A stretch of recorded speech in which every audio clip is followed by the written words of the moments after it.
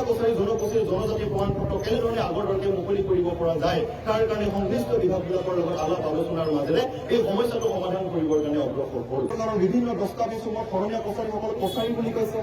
Even একেটা ডিপাৰ্টমেণ্টে 1986 চনত কছাৰী হিচাপে চাৰ্টিফিকেট প্ৰদান কৰিবৰ কাৰণে নিৰ্দেশনা প্ৰদান কৰিছে। আৰু ভাৰতবৰ্ষ স্বাধীনতা লাভ কৰাৰ পৰাই শৰণীয়া কছাৰীসকলে ভাৰতবৰ্ষৰ সংবিধানত কছাৰী হিচাপে অন্তৰ্ভুক্ত হৈ থকা জনজাতিৰ পৰাই জনজাতি প্ৰমাণপত্ৰ গ্ৰহণ কৰি আহিছে। কিন্তু বিভিন্ন সময়ত শৰণীয়া কছাৰীসকলৰ জনজাতি প্ৰমাণপত্ৰৰ সমস্যাটো সন্মুখীন কৰাবৰ কাৰণে শৰণীয়া কছাৰী বিদ্বেষী একাংশ ন্যস্ত স্বাৰ্থজড়িত ব্যক্তিয়ে উঠি পৰি লাগিছে। শেহতীয়াভাৱে 2023 চনৰ 28 ফেব্ৰুৱাৰী তাৰিখৰ পৰা আজি তাৰিখলৈকে শৰণীয়া কছাৰীসকলৰ জনজাতি প্ৰমাণপত্ৰ বন্ধ হৈ আছে। এই সময়ছোৱাত আমি সমস্যাটো সমাধান কৰিবৰ কাৰণে ৰাজ্য চৰকাৰৰ মাননীয় মন্ত্ৰী ডক্টৰ ৰণোজ পেগু, অসম চৰকাৰৰ মাননীয় মুখ্যমন্ত্ৰী ডক্টৰ হিমন্ত বিশ্ব শৰ্মা ডাঙৰীয়াক বুল আনি আমি আলোচনা কৰি এই সমস্যাটো সমাধানৰ কাৰণে আমি দাবী উত্থাপন কৰি আহিছোঁ যদিও আজি তাৰিখলৈকে এই সমস্যাটো সমাধান কৰাৰ সদিচ্ছা প্ৰকাশ নকৰিলে। সেইকাৰণে শৰণীয়া কছাৰী জনগোষ্ঠীৰ এই 2023 চনৰ 28 ফেব্ৰুৱাৰী তাৰিখৰ পৰা আজি তাৰিখলৈকে বন্ধ হৈ থকাৰ সময়ছোৱাত মেডিকেল শিক্ষা, ইঞ্জিনিয়াৰিং শিক্ষা, বিভিন্ন উচ্চ শিক্ষা গ্ৰহণ কৰিবৰ কাৰণে জনজাতিৰ কাৰণে সংৰক্ষিত যিসমূহ কটা আছে বা চিট আছে সেইবিলাকত অংশগ্ৰহণ কৰিব পৰা নাই।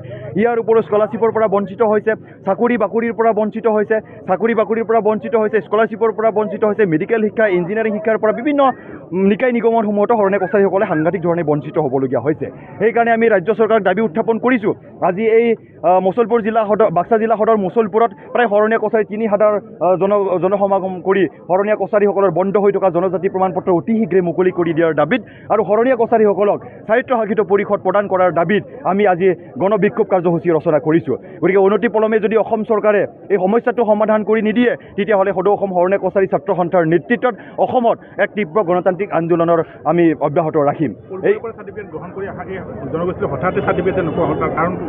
নিশ্চিতভাৱে শৰণীয়া কছাৰীসকলক একাংশ ন্যস্ত স্বাৰ্থজড়িত ব্যক্তিয়ে কেনেধৰণে শৰণীয়া কছাৰীসকলৰ সাংবিধানিক অধিকাৰ খৰ্ব কৰিব পৰা যায় তাৰ কাৰণে অহৰহ লাগি আছে। গতিকে ভাৰতবৰ্ষৰ সংবিধানত শৰণীয়া কছাৰীসকল শৰণীয়া কছাৰী হিচাপে যিটো সক্ৰিয়কৈ অন্তৰ্ভুক্ত নহয়, কছাৰী হিচাপেহে যিটো অন্তৰ্ভুক্ত হৈ আছে তাৰেই অচিলা লৈ পেলাই বিভিন্ন সময়ত শৰণীয়া কছাৰী বিদ্বেষী ব্যক্তিসকলে শৰণীয়া কছাৰী জনগোষ্ঠী প্ৰমাণপত্ৰ প্ৰদান নকৰাৰ কাৰণে এক বিভিন্ন কৌশল অৱলম্বন কৰি তেওঁলোকে আমাক বঞ্চিত কৰি ৰাখিছে। গতিকে সেইকাৰণে চৰকাৰখনে জানে যে শৰণীয়া কছাৰীসকল ঐতিহাসিকভাৱে কছাৰীৰ এটা ঠাল। ভাৰতবৰ্ষৰ সংবিধানৰ জনজাতি তালিকাৰ ক্ৰমিক নম্বৰ 5ৰ পৰা শৰণীয়া কছাৰীসকলে জনজাতি প্ৰমাণপত্ৰ গ্ৰহণ কৰি আহিছে। গতিকে এই সমস্যাটো সমাধান কৰিবৰ কাৰণে অসমৰ মাননীয় মুখ্যমন্ত্ৰী ডাঙৰীয়াক আমি প্ৰত্যক্ষ হস্তক্ষেপ কৰিবৰ কাৰণে আহ্বান জনাইছোঁ।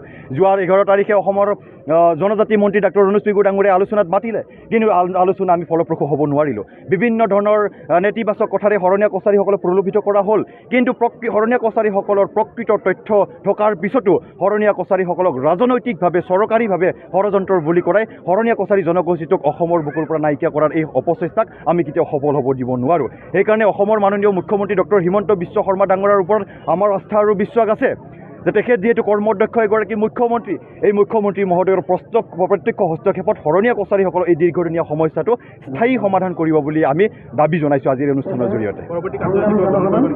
নিশ্চিতভাৱে অহাকালি তামোলপুৰ জিলাৰ সদৰ তামোলপুৰতো 5000 মানুহৰ গেডালিং এই গণবিক্ষোভ কাৰ্যসূচী ঘোষণা কৰা হৈছে।